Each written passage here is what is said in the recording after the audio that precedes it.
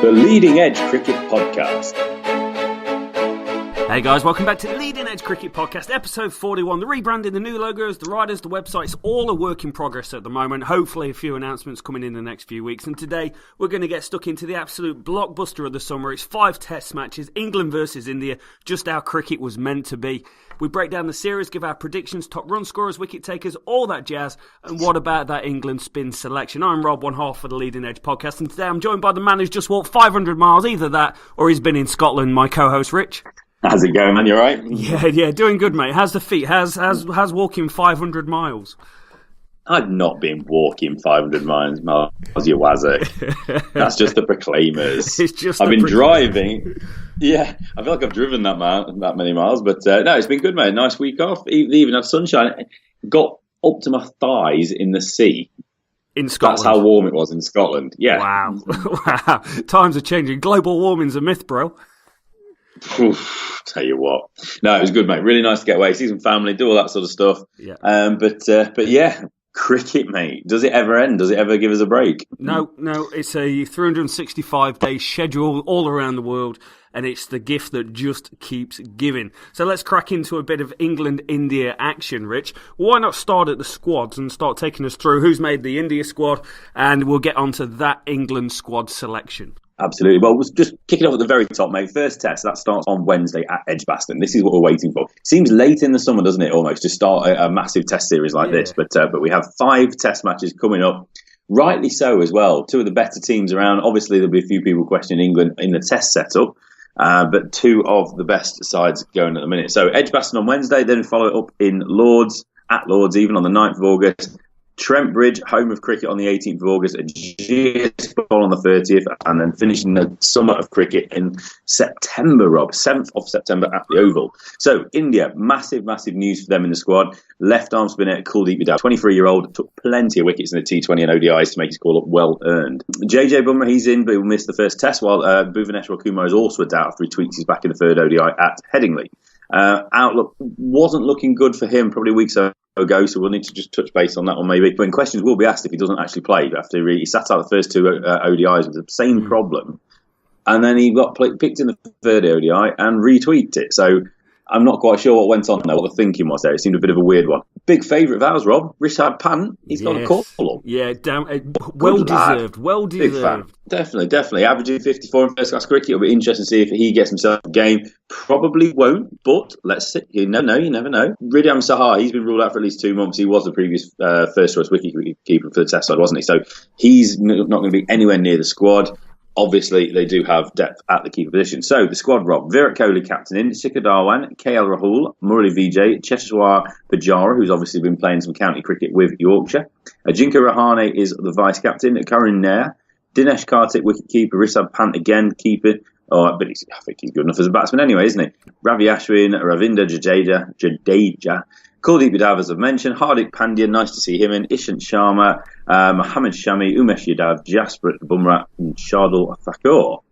So that's the Indian squad, Robert. Yeah, pretty useful. Honestly, I'm going to talk about Rishabh Pant to start with. He's had a good warm-up. He got a few runs, and he was one of the shining lights in the game that they just played against Essex. So the pressure's not on Dinesh Karthik yet. However, what you see in a 5 test match series, things are exacerbated pretty quick. And as soon as you get through 2 test matches, it's no longer we've just got 1 test left, we'll just give him the game. It's actually, there's 3 test matches left in this series. Do we need to make a change? And all of a sudden, the pressure starts to get turned up a little bit. You see it in the Ashes with England's ability to make changes on the fly and bring in people who probably shouldn't be playing, Gary Balance. And I wouldn't be surprised if Dinesh Karthik, if he's the one that's going to start failing, there could be questions there. Also, the top of the order. Murali Vijay is a hell of a player. We expect him to open the batting with Dhawan. Now, I really rate Lokesh Rahul. Really rate him. I think he's one hell of a cricketer. And it comes down to the same again. If Jimmy Anderson starts to get people in the pocket early doors, then there could be questions, and Rahul's one of the names I'd expect to start seeing coming in. On the bowling front, Mohamed Shami is the one that I think we're both pretty happy. We've had the support of the community providing us updates on the Mohamed Shami situation after the allegations. Great to see him in Test match cricket in England. He's a really, really good international player, and they're going to need him and Ishant Sharma really at the best to get those inroads into the England batting lineup. Yeah, absolutely. It's a bad squad, isn't it? I think that the inclusion of Rishabh Pant obviously just gives it a little bit more depth. I think with the age as well, we spoke about that last time, didn't we? Where we just want to make sure that there are those young players who've got such talent coming through. Yeah. You've got to make sure that you've got plenty of these young fellas on the way through and ready to replace some of the more senior or ageing players in the squad. So yeah, I'm sure Dinesh Karthik will take the gloves first. He got himself an 82, didn't he, in the first game, in the warm-up game, against Essex recently. Match drawn, we should say. India posted 395 and an 89 for 2. Essex 359 for 8 declared. Runs for Vijay 53, Virat Kohli 68, KL Rahul 58, Carter 82, 51 for Pandya. So with the ball as well, you mentioned Mohamed Shami. He had a good long bowl. I'm not doing the world of good. None for 68 of 21 doesn't really matter, but he's had a good long bowl in English conditions. Although saying that this summer, it's not really English conditions, is it? It's not dry pitches apparently. It's crazy. Yeah, we're having some nice rain today. I never thought I'd be so pleased to see rain in England. But Umar Shadav got himself 4 wickets, Ishant Sharma 3 wickets. He's had a spell as well, obviously, in county cricket. So everybody had a bowl, it would seem. And it's they're set up ready to go, this squad. I'm just wondering, Chester Pujara, where does he fit in? He's going to start. He is going to start in this lineup. They can't go in without Big Stevie in the lineup. Now, unfortunately for Pujara, and he's come and played some cricket for Yorkshire, he's not set the world alight. His Test record in England isn't the best. I'm trying to think of the right way to put it, but it's a bit of a failure. It's a blemish on his record, and there's a few Indians that kind of fall into that routine. The guys that toured in 2014 all look at it with a bit of a fail. So Pujara, hell of a batsman, scores so many runs in cricket in the subcontinent, but this is a big series for him. The guy's 30 years old. If he fails here, he's not going to tour England again, and it will forever be a blemish on his record. 1,400, averages 50, 4,500 runs, but yet to do it in England. Yeah, and they'll be wanting to do that. Virat Kohli, obviously, he's another one that previous to this, he didn't have the best record. He averaged about 13 last time in England. Yeah. We are obviously just going to sweep over the last Test series that these two nations played against each other, because I don't think there's any value in talking about an India 4-0 win in India. I'm sure everyone would agree with us. There's no relevance to that whatsoever. Yeah. Good. Yeah, excellent.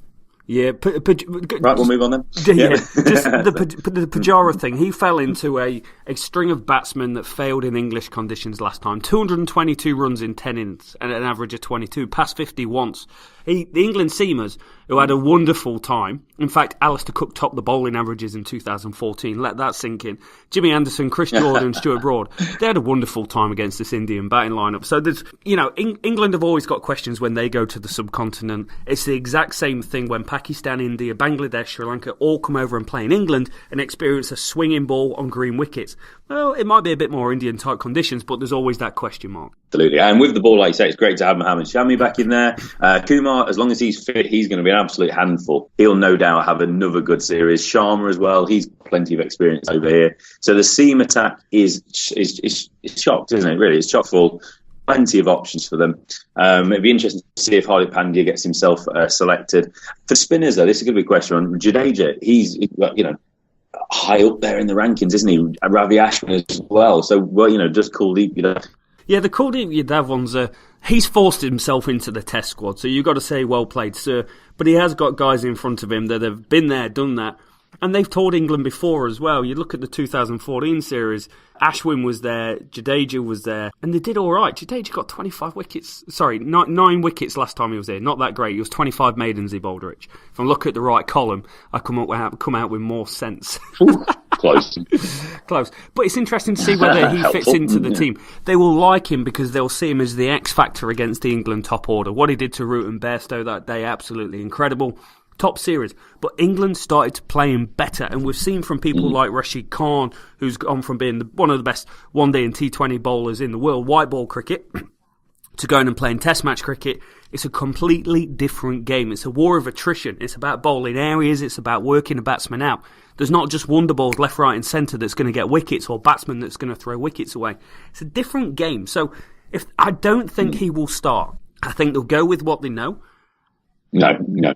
But I think he'll be involved in the series somewhere along the line. Yeah, it's going to be interesting, isn't it? I mean, I think there's going to be changes for both sides. Neither of the teams look absolutely nailed on. It's not like we're coming to this series where you can pick a 1 to 11 for both teams, and that's absolutely it. Right, so I think that kind of gets us covered on India for the time being. So England, not much to talk about with England squad, obviously. No question marks, no controversial selections again. So shall we, just have a little look? Yeah, let's have a little look. Jeez, right, let's keep it straightforward. Cook and Jennings, too much to worry about there, in England. Knowing Alistair hit 180 first innings of the game for England Lions against India A. So he's seeing the ball well. David Milan as well got some runs in that game, as did Nick Gubbins. So, right, what do we got? Cook and Jennings, we'll see. Joe Root, David Milan, Ben Stokes, Johnny Bairstow, Josh Butler, Moeen Ali gets a recall. Stuart Broad, Jimmy Anderson, Sam Curran, Jamie Porter, the Essex seamer, and Adil Rashid, the white ball contracted only Yorkshire leg spinner Adil Rashid. Right. Yeah, right. Let's break it down. I feel like we're both kind of just teetering around the edges of this one, just going and going. I'll tell you what, I'm going to start from the top and I'm going to work my way down. I'm going to start at the opener slot. Alistair Cook, exceptional player, exceptional record. He's done well at Essex this year. He's actually played a hell of a lot of games, 412 runs at 37, 450s. Decent form coming into the start of the season. Hopefully he's got his feet moving. Keaton Jennings, he did nothing against Pakistan in the one game that he's been... I've just read Kevin Peterson's book, and I want to say reintegrated into the team all the time, but it's the wrong word to use for someone that's done nothing wrong. But he's got a very, very mediocre test match record. 7 tests, averages 24, got 29 against Pakistan, did nothing in the Pakistan game to say, hey, it's different, but his first-class form is exceptional. 620 runs at 44, 3 centuries. He's been the guy that's put his hand up and go, I need to be first on the list to have a go with Alistair Cook at the top of the order. Yeah. Keaton Jennings is... Oh, just quickly on Keaton Jennings for me. I don't know what it is, but it's just something he's done really well this summer, especially in the one-day cup and things like that. He's played really well, and obviously he's scoring some runs, but there's just something about him and his technique that I'm not sure about in a test arena. Yeah. I hope he succeeds in this series, but I'm going to kind of break it a little bit here. I'm not going to predict that he's going to be the leading run scorer for this series. That's just probably a nice way of putting kind of how I feel about him. Big headlines. Yeah, so Joe big Root, headlines. Yeah, huge. So Joe Root at number 3, isn't it? And that's weirdly, originally I was begging for him to bat at 3, and then actually I would have probably preferred us to have gone with a couple of kind of opener type players, including a younger fella, and left Root at 4. But he has finally gone to 3, so. Yeah. We shall see how that goes. It's an interesting one, Joe Root. He's got exceptional record. Everyone knows that. His record last time when India toured in 2014 was brilliant. Over 500 runs, over an average over 100. Really bossed the series. But this year, 97 runs at 16 in first-class cricket, but 5 wickets at 7. He's the mystery spinner that we all need. So he's in the team for really what we think Moeen Ali's in the team for, then? Is that what you're saying? Exactly. Moeen Ali is Joe Root's direct replacement. David Milan, we spoke about him in the previous series, and he's still at a bit of a crossroads. Yes, he had a really good Ashes series, almost 400 runs, averaged over 40. Since then, he did nothing in New Zealand, averaged less than 20, averaged less than 20 against Pakistan, and the series previous to that, no 50s against South Africa, 2 50s in 4 innings against a pretty average West Indies team at the start, and he's not set the world alight in county cricket. And now, on previous podcasts, when we've done previews for the Pakistan series or New Zealand series, we spoke about him as a guy that he kind of just needs to level up a little bit. He's like Super Mario, where he needs to jump on the mushroom and just... This is my slot. I bat in the middle order for England, and I'm better than what I'm actually producing, because although he had a good Ashes, the guy's got less than 700 runs in 14 tests at an average of 29, and it depends what we're trying to hang a hat on. Are we trying to hang our hat on mediocrity? Because if we are, David Milan's stats are just going to keep him going, and he'll reach 50 tests and be the next Mark Rampakash at test match level. I just want to see a little bit more out of him. Got to be more from him. He has to make this series the one that actually properly hammers down his place in the team. We look at that top 4, Cook, Jennings, Root, Milan. There's 2 question marks already for me, Jennings and Milan. So this is what worries me about this England setup. Nobody yet, or in the last year or so, has really, really absolutely hammered down and said, this is my spot now. Yeah. I'm going to be in this team for the next 20 tests, 5 years, whatever you want to call it. So question mark, he comes in with a question mark, absolutely no doubt in my mind.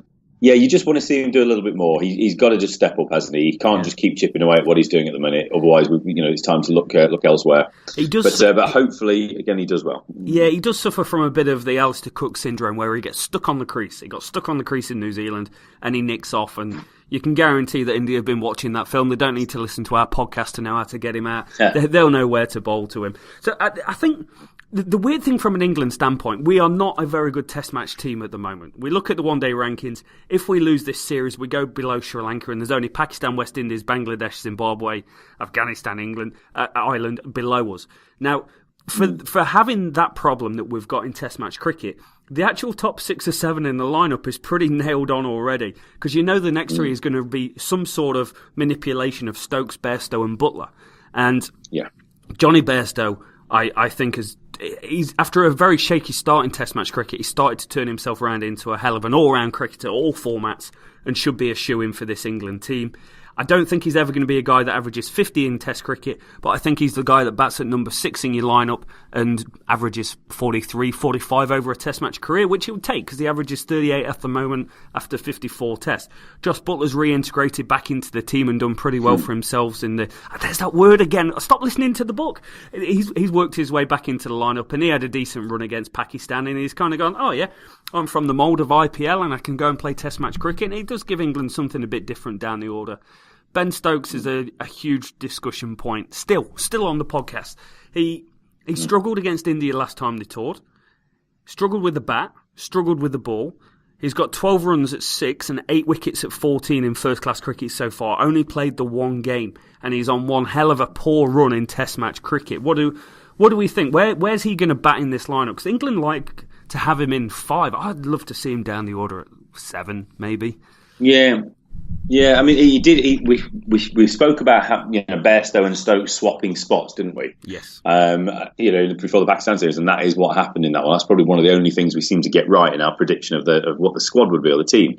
So I think he's going to bat at 6. Bairstow's obviously going to bat at 5. Yep. Butler is still a strange selection for me. If he's not keeping wicket, why is he at 7? Yeah. If he's in as a batsman, why is he not in at 6 or at 5 or whatever? Stokes to 7. I don't really understand this one still. I think if Butler does well, I think there's a selection a successful selection more from luck than judgment. I'll be honest with you. I think it's throwing darts at a board really to see where they stick. He's such a talented cricketer. I understand the logic of wanting to get him in the setup and wanting to get him in the team, but I don't think he deserved it at that point. He'd scored runs in the T20 with white ball in the IPL before he got his call up into the Test side for England. So he's another one for me. He's another question mark. I love the guy, I love the player, but he's still a question mark, and I still don't understand really the logic behind the new selection setup, which will lead us on shortly to Adil Rashid, of course. So I think that takes us down to 7, doesn't it? So 8, 9, 10, 11. You've obviously got Broad and Anderson in, and this is what gives me hope with this England setup. Yes, we've not got the best side. Yes, we've got question marks at the minute, but we have the likes of Cook and Root. We have the likes of Broad and Anderson. They are 4 world-class players. Yeah. And if they come good, if Root says, I'm going to out-bat Virat Kohli, if Cook's going to out-bat whoever the leading, Shikhar Dhawan or Murali Vijay, whoever it is that's opening, we've got a good chance of winning this series. The same if Broad and Anderson can really fire and get that ball nibbling around, cause some problems for the likes of the Kohlis of this world, then, there's every chance we can get England can get a win. Yeah. So Broad and Anderson's in there. So that leaves a spot for a third seamer. Yeah. Because obviously Stokes will be your 4th seamer, so there's a lot of bowling there, and then your spinner. The 2 options to spin are Adil Rashid and Moeen Ali, and obviously Jamie Porter, the seamer for Essex. So, shall we just kind of cover off the seam department yet? Sam Curran or Jamie Porter? Where'd you go? You know what? I would really like to see them go with Jamie Porter. I think you look at someone that's earned the right to play for England. He's done exactly that. He topped the records last year in terms of the wickets taken in first-class cricket. 240 wickets overall at an average of 24. He's got 28 wickets this year. He's done everything by the book to try and get a call-up for England. And I just feel like he's outplayed Curran over the last 2 years, although Curran has had a very good first-class season this year, 24 wickets at 20. So it's a very much a toss-up. I've got a feeling they may go with Curran. And the reason for going with Curran is something different. It gives them a different option to an Anderson or a Broad. I think you could be right. My preference would be Porter. I wanted to see Porter at the start of the summer. He's done so well over the last 12 months or so. Last summer, this winter, he deserves his call-up. He's not got the express pace, but he's another bowler that's going to bowl consistently. And he takes wickets. He bowls great areas. So he right arm over, it is the same as Brun Anderson. But, it's a bit like the call-ups in the Pakistan series. We were making selections just for the sake of it a little bit, with people like Don Best, etc. We didn't really go for the best player. We went for someone that we thought might do a bit of both. Yeah. Is Sam Curran a better bowler than Jamie Porter? That's the question. And whatever the answer is, if you think Jamie Porter's a better bowler, you play him. It doesn't matter if the left arm gives him variety or whatnot. Yeah. You got to play him. Yes, it would be ideal to have a left arm seamer a la Mitchell Stark or somebody that's good enough to be warranted as one of your best three bowlers. But Sam Curran, if he's not quite there, then I think he's, I'd rather see Sam Curran just stay with the white ball for now for England, although, he's a potential absolute talent. And we spoke about him early on in this podcast, saying about how he's going to play in all three formats sooner rather than later. But I just think it's maybe time for Porter to have an opportunity. But obviously Curran, I think, will play some part in the series. So, Rob, the last point of conversation, Moeen Ali and Adil Rashid. I think it's probably just before we do get stuck into it, should probably just point out Jack Leach. Obviously, he got the spot over the winter, didn't he? Yep. He's injured. He's hardly played any cricket, so they've said he's not quite ready yet. We don't want him to play the first test because he's hardly played any cricket. Don Best, he's not, because of Jack Leach coming back and because of the way the calendar has been scheduled, which is an absolute farce in this country at the moment with all the white ball. Prior to this massive test series, second only probably to the Ashes in England. It's a shambles that someone like Don Best hasn't had much cricket, but he did go and score himself a double 100 in a second 11 game recently, so he's there and available if they wanted, but they've chosen not to go with them. So therefore they've decided that as an emergency selection, white ball only contracted Adil Rashid would get a call up. Yeah, I'm still kind of unsure of what to make of all this, because I'm looking at it, right, and I'm looking at Moeen Ali. Moeen Ali fits what England like to have in this team. They like to have a Chris Wokes in the team. They like to have a Ben Stokes. They like to have a Moeen Ali. Guys that are multifaceted players, give them unlimited options to what they can do. And all of a sudden it's like, it papers over the creases in the top order and it kind of gives us a little bit of depth and gets us out of trouble a little bit. Unfortunately for Moeen Ali, he has not gone and played a heap of first-class cricket to go, yep, I'm ready. He did get some wickets in the game he played. He got 8 wickets, but 37 runs at an average of 17 isn't great. Then I look at Adil Rashid. Adil Rashid, incredibly, has never played a test match in England. He's played 10 test matches, and he's always been, for want of a better term, the token wrist spin selection to go and play on the subcontinent in India, Pakistan and Bangladesh. That's what he's been used at. 38 wickets at 42 in 10 test matches, never set the world alight, never reached his potential. And I look at the next column I've got along, which is this season first class, and it's just got a big red gap in it going, does not play. Doesn't play first-class cricket. It's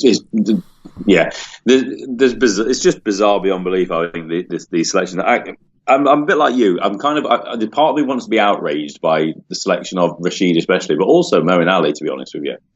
But then at the same time, I'm like, well, actually, I can see what they're saying a little bit. That it's an emergency situation. He's not done enough for me in the last 18 months to warrant selection. Nah. I don't know if you would agree with that, Rob. No. I don't think he has. No, I don't think he has at all. His game has dropped off tenfold. He got bullied in Australia, and he's never quite been the same player. And he's not reached the heights that he did before. Yes, he's played 40, 50 test matches for England, whatever it might be, and been a hell of a performer, but he's not performing now. So it's in a world where England have kind of got away from the backward selections. I mean, there was a case years ago where England had a gap in the middle order. Mark Rampakash was scoring 2,000 runs a year, and we didn't go back to Mark Rampakash. And let me tell you, Mark Rampakash is a better cricketer than Moeen Ali will ever be. So why have we gone back to Moeen Ali in this situation? I know it's not a like-for-like situation, but the ECB love structure, and they love known, and they love... They don't like changing, they don't like surprises, and they don't like going backwards. And I feel like going back to Moeen Ali, although I highly, highly rate him as a cricketer, massively, massively rate him, I feel it's the wrong choice to go for. And that's not me going, hey, there's a better choice, it's Adil Rashid. I feel the Adil Rashid is, yes, it's a part of me looks at it and goes, is it because he bowled that ball to Kohli and he got Kohli out? Is that really what we're judging it on? Oh my God, we've got a mystery leg spinner and he's the best leg spinner since Ian Salisbury. Is that where we're going? I don't think it is. I don't think they know, or I don't think they've got someone that is ready to step in. What about a Liam Dawson? Liam Dawson would be going for the same route as it is with Moeen Ali, going someone that's played Test match cricket, failed, and now we're going to bring him back in. Yes, Moeen has more experience, but it's the same premise. We're going back to what we've tried before. There's not someone else that's quite ready, I don't think. No, the selection so far has been really inconsistent in my eyes. It's there's been kind of left field selections in Butler and Rashid, and then there's been very, very safe ordinary selections. And Moeen Ali is an ordinary selection. It's one based more on fear and better the devil you know than having a risk and going for really who is the best spin bowler in cricket at the moment. Yeah. Obviously we have the issue of Leach, Dom Best. Well, if Dom Best was fine for the last ones and he hadn't played much cricket, if we remember, he'd only took 1 wicket in 4-day cricket when up on his selection. So what's different now? Are we basically accepting that Dom Best was a mistake selection? I know he's a young fella, he's got potential, he could come back in the side. I'm not discounting him, but is that what they're saying here? Because he's fit and he scored runs, so why not play him, bat him at number 8, and let him be the spinner? I'd rather have seen Best in the squad than Ali. Same sort of argument you can use against Rashid as well. I don't see the real emergency situation that they're talking about. Amar Verdi's out there for Surrey. He's fit. He's playing. He started the season really well. Yeah. I don't understand why Adil Rashid has to come in ahead of him, or Moeen Ali has to come in ahead of him. But we're going safe. Moeen Ali, there's a vet chance he gets the call up to play and bats at number 8 because he can bat. Yeah. Because he's a safety blanket again for this sort of bizarre selection setup that's kind of coming to cricket this year for the ECB. I just don't get it. I don't get Ali at all. Rashid, I'll be honest with you, I think it stinks. I think it absolutely stinks that he's been selected. He basically got sick and tired of playing 4-day cricket. He wanted to focus on white ball. He probably wants to go and tout himself around the world, a bit like Alex Hales, etc. He turned his back on 4-day county cricket. There's not many people coming out in defence of him from Yorkshire at the moment, his home county. No. And there was the most bizarre statement from Mark Arthur, the chief exec of Yorkshire. We know him well as Nottingham Forest supporters because he used to be chief exec at Forest and he was a pain in the arse then as well. So I don't really have much. I feel uncomfortable when I'm agreeing with him. I find that the way Yorkshire as a club have dealt with this has been bizarre, to say the least. He's a contracted player and they're criticising his selection. But that probably tells you how wrong it is. He's a white ball contract. He's basically looking round, the ECB looking round, Ed Smith looking around and saying, I don't care for you guys that are toiling in red ball, your Verdis, etc., your Don Best and all the rest of it. No, we're going to go with the guy that's basically said I couldn't give a toss about playing 4-day cricket. He's not even said he wants to play Test match cricket anymore. Yeah. Yep. But they've picked him. It's just bizarre. It doesn't make any sense, and it's a horrible, horrible looking situation that I don't know how England have got themselves into it. And this nonsense about saying it's an emergency, I think they've just done that as a PR exercise, just to spin it a little bit.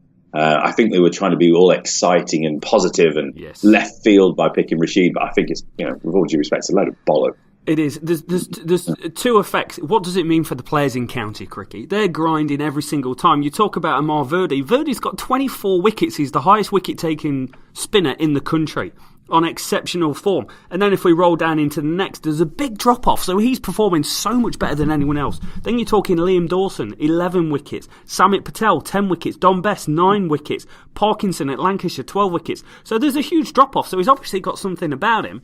Why not put him into the lineup? And 2, the county setups, I'm going to sign you to a white ball contract. Come and play white ball cricket for me every single game, 1-day cricket and T20 cricket. Excellent. We've got Adil Rashid. We've got him for 30 white ball games this season. Oh, in fact, no, sorry, for 5 days. We're taking him out for a test match. He might be involved for 5 test matches, 25 days. You've lost him for August, mate. What's the impact to the county setup? Like, their whole plan will have him bowling 4 overs at certain points, and that game plan goes completely out the window. So there's knock-on effect to what it means to the players, there's knock-on effect what it means to the counties.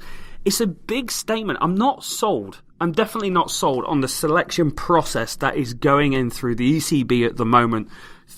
I like the committee, or whatever you want to call it, that they're putting together, a panel of selectors, as long as Richard Illingworth isn't there, or Ray Illingworth. Raymond. Yeah, it's just... I don't know. It just feels strange. It just feels like they're guessing, and it feels like they're stretching. They want the media attention, almost. But it's bad PR. Like ECB is a PR machine where they roll out things, and they, it's all smoke and mirrors all the time. Whereas this is just kind of like, did no one from PR ever think about what the knock-on effect's going to be about this? Because it's not just a cricket decision.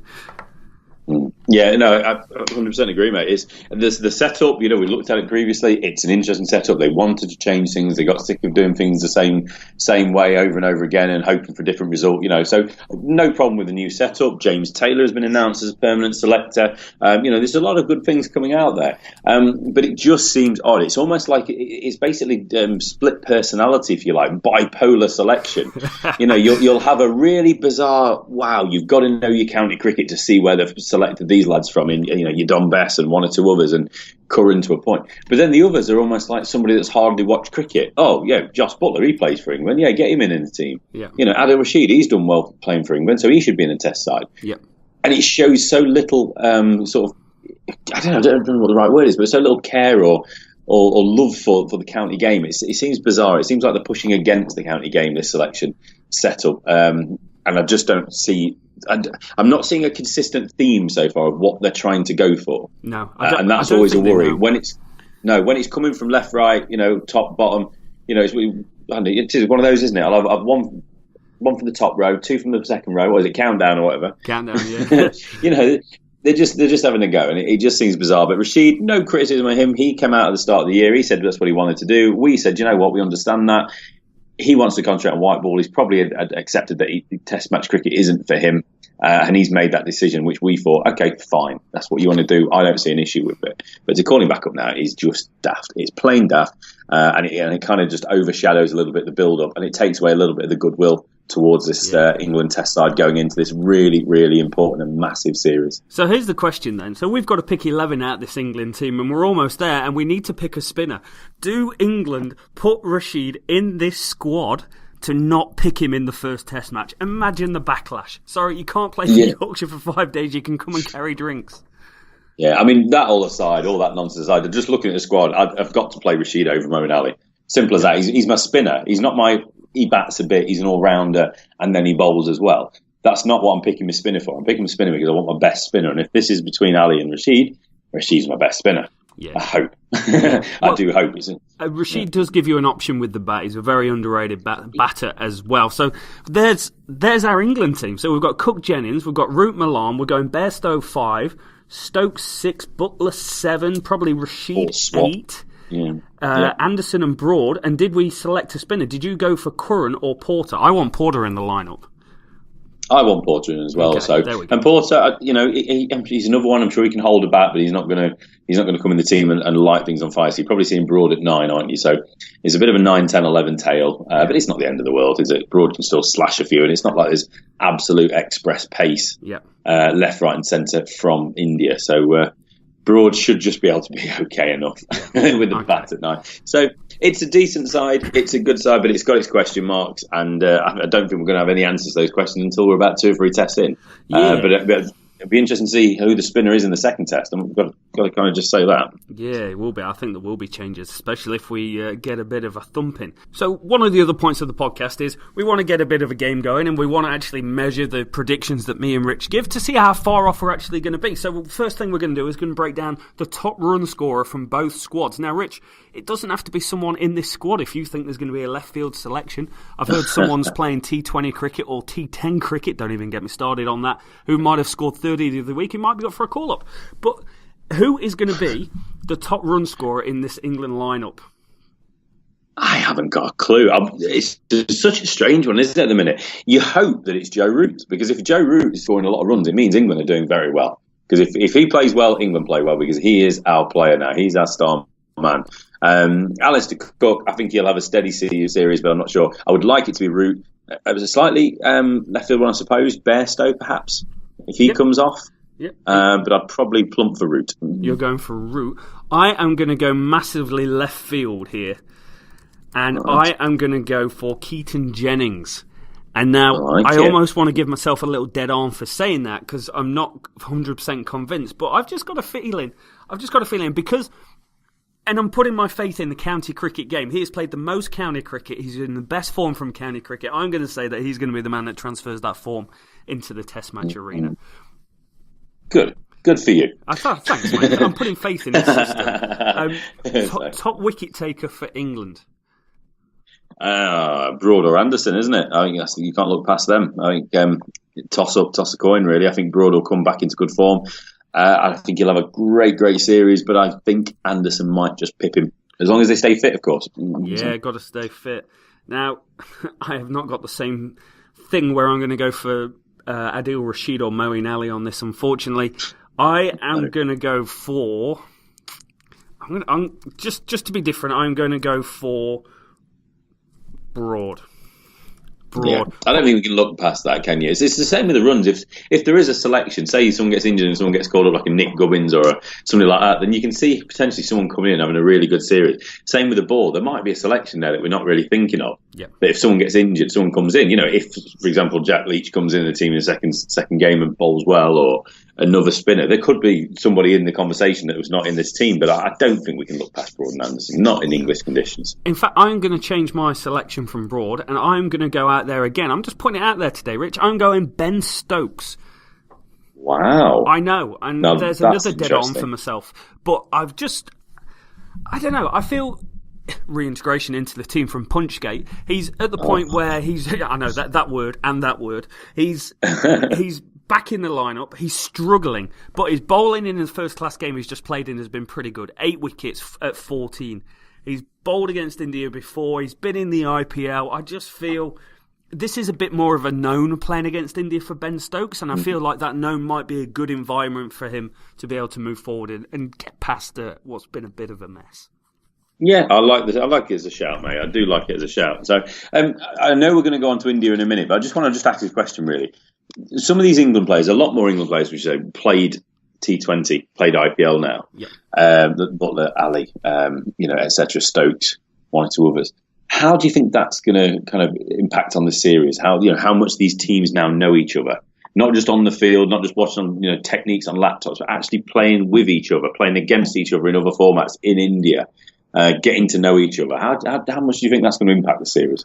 I think, personally, it's a good thing. Like, you don't have to hate the opposition to be able to get across the line. And I think one of the things that comes out of the IPL and the Big Bash, the CPL, the PSL, anything that's got Premier League after it, the Bowls Premier League, is people get to know each other and they get past the point that guy's an idiot, that guy's an idiot. They actually play with him and go, wow, he's a hell of a cricketer. I've just learned a hell of a lot from him by being sat in the same dressing room.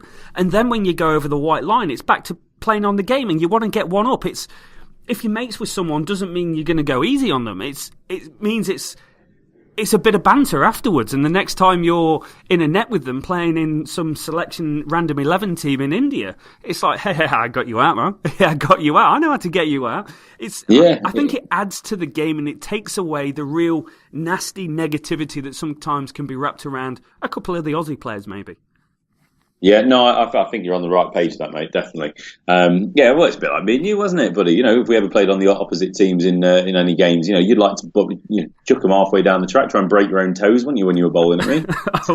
They quite often went for 4, though. But I'd like the odd stand back and carve because I knew it was coming in on 1 bounce 4 over gully, But it all adds, exactly, all adds to it, pal, all adds to it. And I think it breaks down some of these, the auras around the likes of Virat Kohli and 1 or 2 others. Yeah. If you're getting to know them, if you know them on a personal level to a point. Yeah. So I think it's going to kind of just even things a little bit. I think this India team is a better test setter. I don't think that's a remarkable comment from me. I don't think it's groundbreaking, but I think it just needs to be said. They are a better team at the moment. Yeah.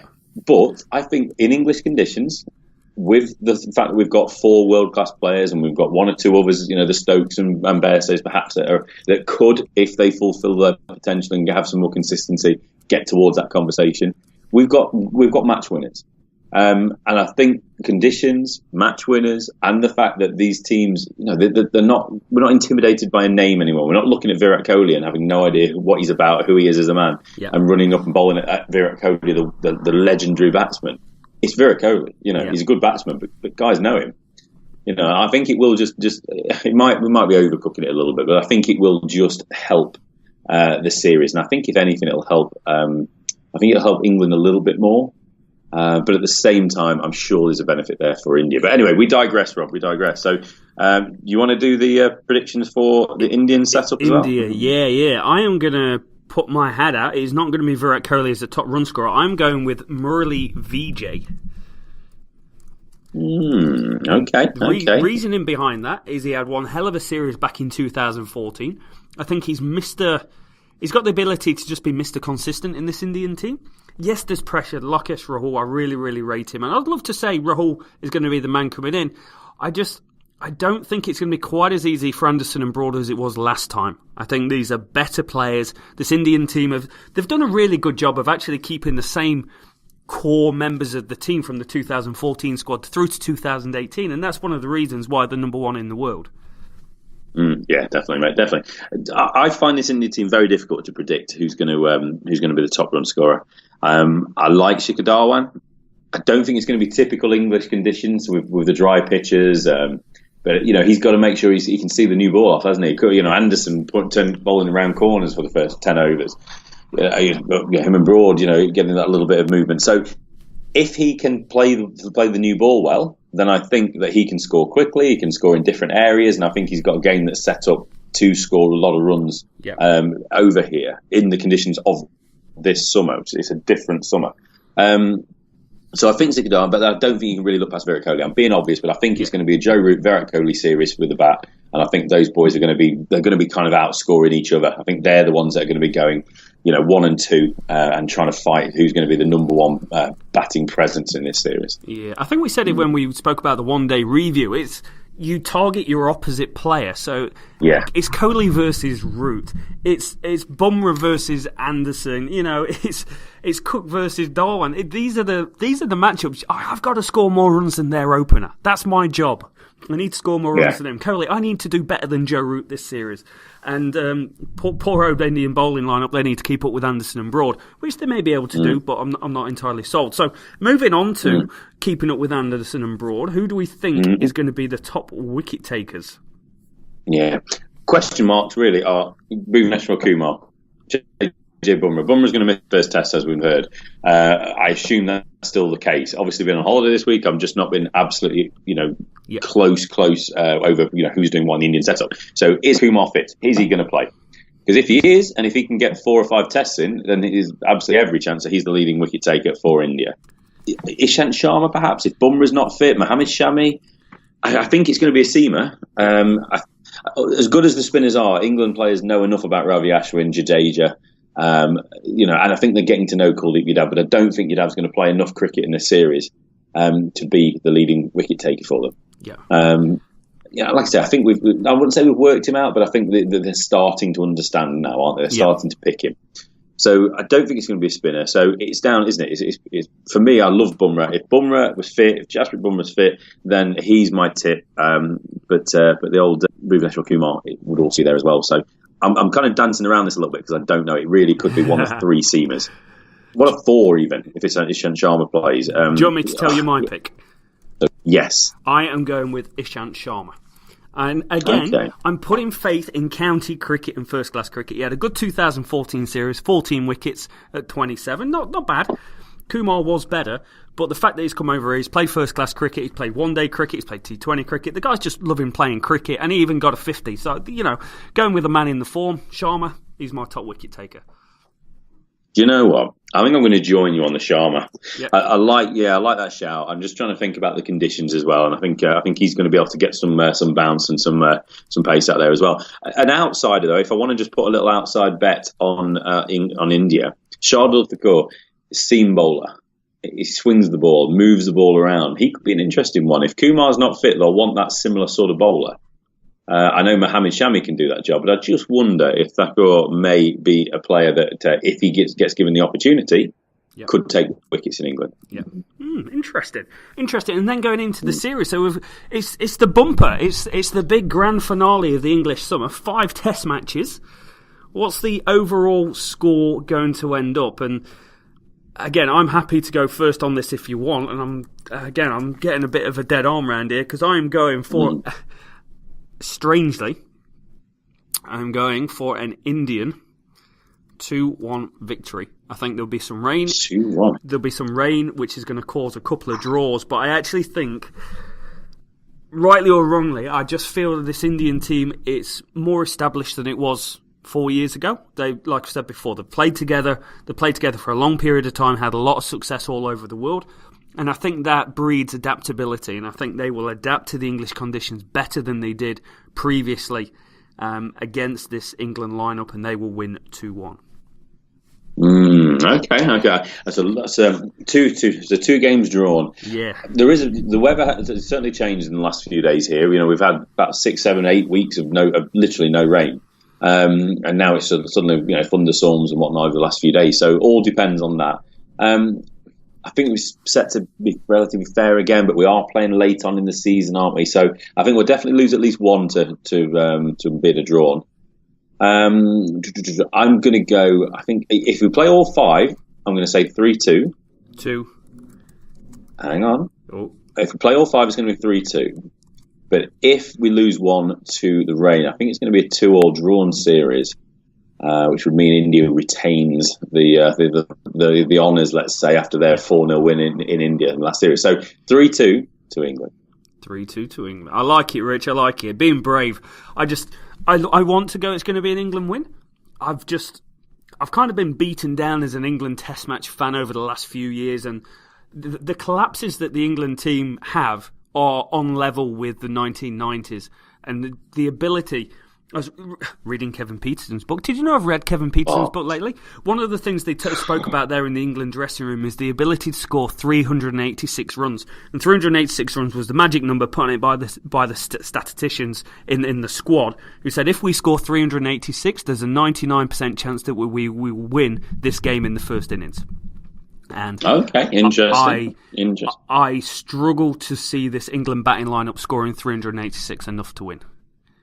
Yeah, I know where you're coming from, but I'm not betting on this 1-11 test side. I know you need all 11 to kind of perform to win a series like this, but I'm putting my money on Joe Root having a big series, Alistair Cook being consistent, Stuart Broad and James Anderson taking wickets and being consistent, and Johnny Bairstow kind of moving himself up to kind of that next tier in international cricket, in Test match cricket, and Stokes as well, just coming kind of finding his feet as well. So that's where I'm coming from.